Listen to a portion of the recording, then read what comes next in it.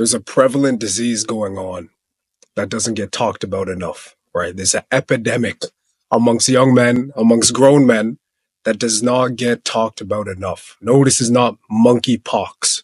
This is called one-itis. How do we combat one-itis? Okay. First and foremost, I think emotional attachment is a good thing, right? Obviously, it's good to become emotionally attached with another human being, right? Love is obviously a good thing, and everyone deserves to find love one day, right? I completely agree with that. The issue is that most men get too attached too quickly, right? And that's when, heartbreaks happen, things of that nature. I'm sure some of you can resonate with that, right? So how do you not get too attached too quickly, right? Because again, you get attached too quickly, you come off as needy, right?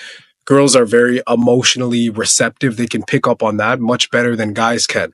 They're very emotionally receptive, right? So they can tell when you're becoming needy, when you're becoming desperate, when you have no other options and she's not your girlfriend yet, let's say, right? And that kind of turns them off and makes them want to ghost you, which happens to the majority of guys. So what does it come down to?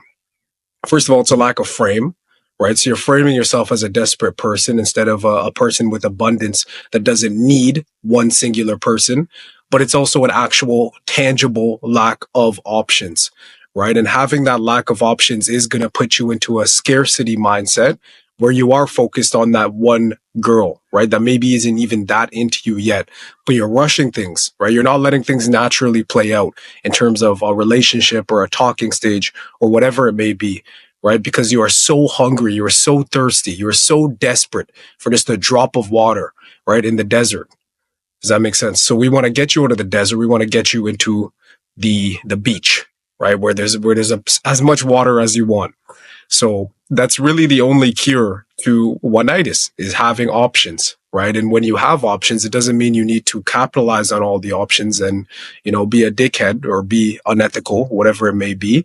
It's just a peace of mind in the back of your head that there are other options. You don't need to rely on one person that isn't your girlfriend yet. And just by having other options, even if you still prefer that one girl more, at the end of the day, you're not going to come off as desperate or needy, right? And you're not going to skew her and make her kind of go away.